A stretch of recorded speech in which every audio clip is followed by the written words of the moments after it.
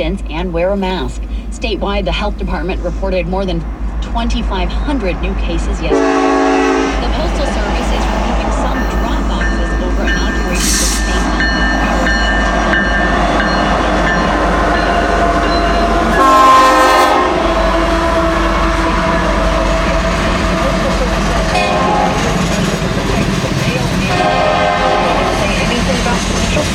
Such that the removal would be temporary. Checking on your forecast now, a dry afternoon today with a few sun breaks and highs near 50. Overnight, we'll have some light rain and mountain snow. Tomorrow should also be dry. Right now, it's 46 degrees in downtown Seattle. I'm Riley Katie.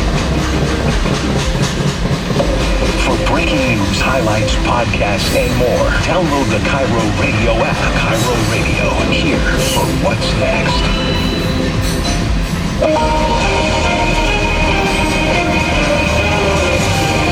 This is the CBS News Weekend Roundup. Coming up, an unprecedented threat of extremism across the nation ahead of Inauguration Day. We're concerned about the potential for violence at multiple protests. Investigations and arrests over the attack on the U.S. Capitol. I saw that hate in people's eyes. President-elect Joe Biden unveils a nearly $2 trillion stimulus plan. We have to act, and we have to act now. I'm Allison Keyes in the Washington Bureau. Law enforcement officials warn that the nation faces an unprecedented threat of extremist violence just days before President-elect Joe Biden's inauguration. This, as the Department of Justice says, it has no direct evidence that some involved in the January 6th storming of the Capitol intended to capture and assassinate elected officials. CBS's Jeff Begay says he's never seen this level of security. If you look around D.C. right now, what you see is National Guard all over the place. They are armed. And then they have their equipment, their 5-ton trucks blocking major intersections. And then on top of that, you have the Metro Police Department with their police cruisers blocking entrances to major thoroughfares, and you have members of the local police department out in force. And then on top of that, you have the Secret Service. They are, for most people, harder to spot, but if you look closely, you'll see that their uniformed officers are out as well, protecting major landmarks. And then on top of that, you have fencing all around major landmarks. Like at the Capitol, you have the 7-foot unscalable fence. And then on top of that, you have these barricades that are all over the place.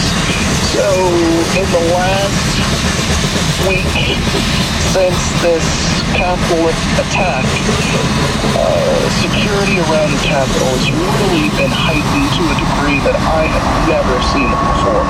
Let me turn quickly to the investigation. I know that the FBI Director Chris Wray has a message for those who stormed the building, and I also know that at least 100 arrests have been made so far. Yeah, well, the FBI Director, in his first public remarks, telling anyone who was involved in such a way that they broke laws during that attack on the Capitol, he said, "We know who you are." And I'm sure that will come as a chilling message to them. They're going to be looking over their shoulder for sure, because investigators have had a lot of time to look at that tape. And you're seeing how the level of brutality. In fact, this attack on the police officer was dragged down the steps of the Capitol, deeper into the kicks and punches of the mob attacking him. His life was threatened. He had to plead for his life, tell them that he was a family man, he had kids, and finally someone in the crowd took mercy on him and he was able to escape. He was seriously injured, but fortunately he survived to talk about that attack.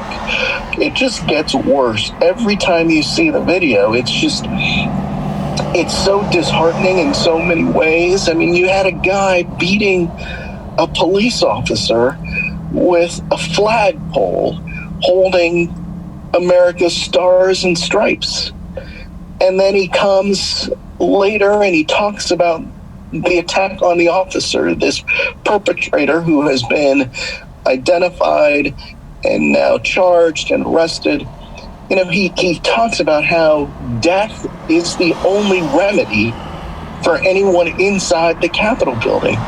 And his eyes just seem, to me, filled with rage. And frankly, it's something that has haunted me, because on the day that I was there covering the Capitol attack, I saw that rage. I saw that hate in people's eyes. And it's something that I've never seen in my life before. CBS News Chief Justice and Homeland Security correspondent Jeff Pegues.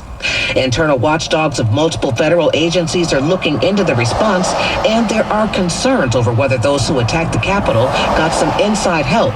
CBS's Catherine Herridge reports some involved use military-style tactics. Well, law enforcement official tells CBS News that the identification of these rioters who used military-style tactics is a Tier 1 priority for the U.S. Attorney's Sedition Task Force here in Washington.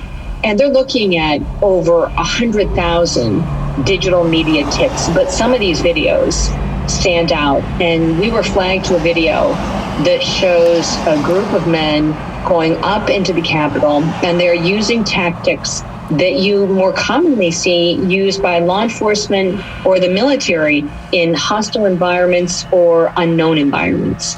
You're talking about that line of men that I've seen Correct. video of in the military gear that are going up the steps.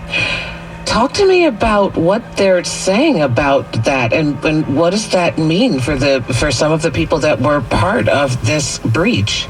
Well, the most important thing for investigators, Allison, is to identify who these people are, what their background was, whether they had coordinated or planned in advance. It seemed pretty clear from the video that they know each other and that they've worked together as a team before. And I spoke with a former ATF and FBI official, and he said that really mirrors what are called small unit tactics. These are tactics that are deployed usually in hostile environments, and individuals communicate either through hand signals or they communicate through touch. So, for example, they have their hands on someone's backpack or on their shoulders so they can physically stay together. But one tap may mean we're stopping, 2 taps means we're going to proceed again. 1 tap on the right-hand shoulder says we're moving right now. So it's a way to have organized communication, keep the group together. And of course, all of this goes to questions of premeditation and whether there were small groups or cells that were operating during the riot. If that turns out to be the case, what does that mean for the way this all went down? I also have seen video of a woman that was apparently directing people who were coming in through one of the windows. You know, here's where you go. Here's where the House Speaker Nancy Pelosi's office was. Are they thinking that this shows that there was military involvement here or retired military involvement?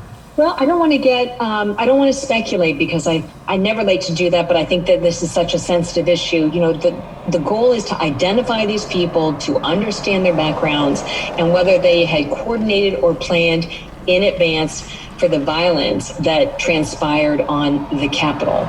The people I showed the video to, and there are others, said that does not look like a bunch of folks who met by chance on the day. It looks like folks who knew each other, who had practiced together. CBS's Catherine Herridge. Coming up, the COVID-19 pandemic. That's next on the CBS News Weekend Roundup. For the ones who know that a little late is always too late, and that the clock doesn't stop just because you're missing a part, Grainger offers supplies and solutions for every industry. And our Keep Stock Inventory Management Solutions help ensure you have the right stuff in the right place at exactly the right time.